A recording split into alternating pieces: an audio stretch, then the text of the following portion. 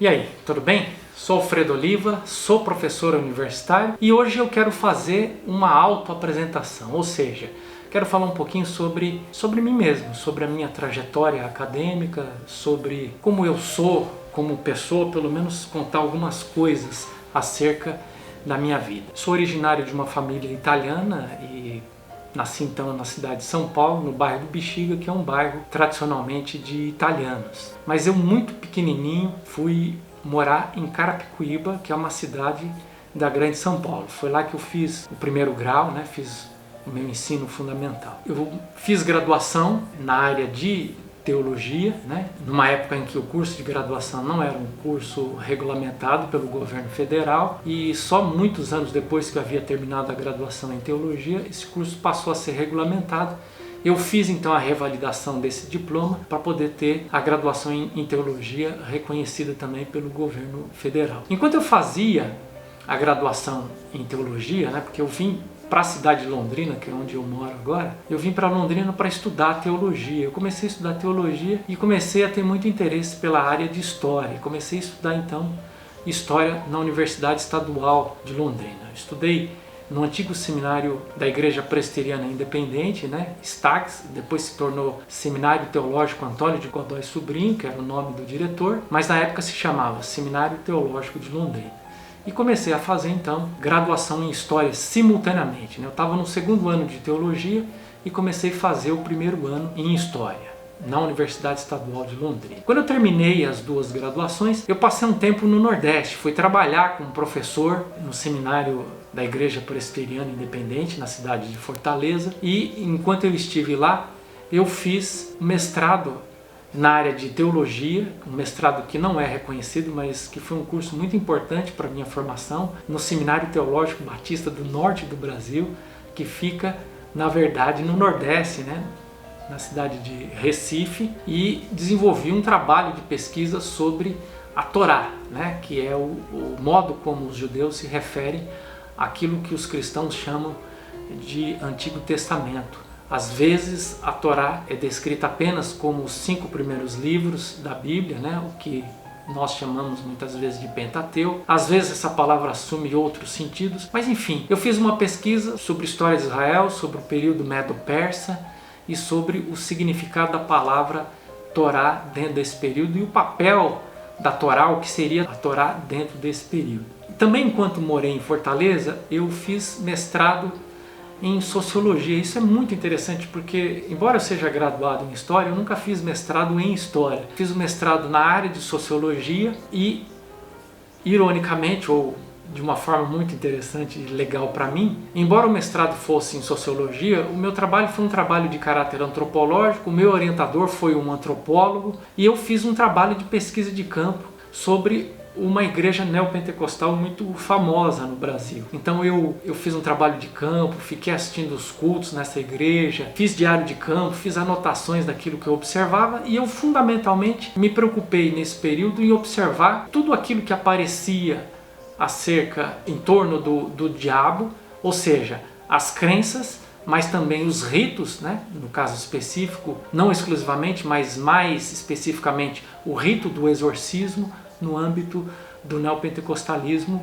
fazendo um estudo de caso de uma comunidade local na cidade de Fortaleza. Depois disso, eu voltei para a região de Londrina, no Paraná, onde eu moro até hoje, e durante esse período, então, eu fui fazer doutorado na Universidade Estadual Paulista, em Assis, que embora fique no estado de São Paulo, fica muito perto da cidade de Londrina, porque Londrina está no norte do Paraná. Então eu fiz doutorado na área de História em Assis, Universidade Estadual Paulista, que fica em torno de 120, 130 quilômetros daqui da cidade de Londrina, onde eu moro atualmente. E mais recentemente, eu fiz pós-doutorado em Ciências da Religião, na Universidade Metodista de São Paulo, desenvolvendo pesquisa sobre o conceito de parresia, um conceito bastante interessante, que é um conceito que aparece na filosofia do Foucault e que também aparece na literatura bíblica. Eu, tanto no mestrado em Sociologia como no doutorado em História, eu havia colocado foco no neopentecostalismo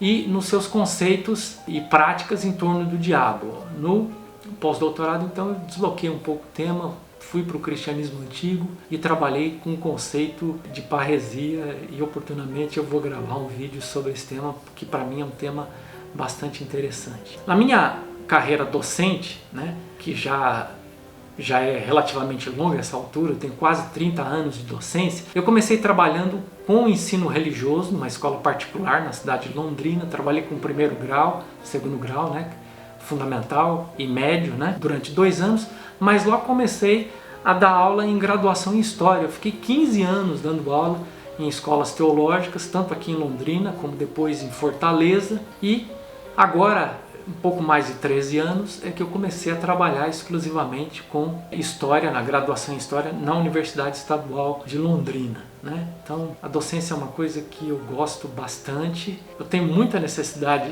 de estar em contato com os alunos, de ouvir as demandas dele, porque eu tenho uma tendência muito grande a me fechar no meu mundo, né? Eu tenho uma personalidade bastante introspectiva e gosto muito de ler, e gosto muito de pesquisar, e acho que uma forma de eu não me retrair tanto é manter um convívio com as pessoas, ouvindo o que elas pensam, ouvindo quais são as necessidades delas e trazer todas essas indagações para o meu trabalho de pesquisa. Então isso também é uma coisa muito legal, porque em universidade pública a gente tem a oportunidade de poder exercer esse trabalho a partir desse tripé, que é ensino, pesquisa e extensão. Ensino envolve aquilo que a gente já sabe, né, que é estar em sala de aula, mas também envolve orientar os alunos, né, caminhar junto com eles, ajudá-los a compreender textos complexos. Pesquisa envolve não só o meu trabalho de pesquisa, né, todo professor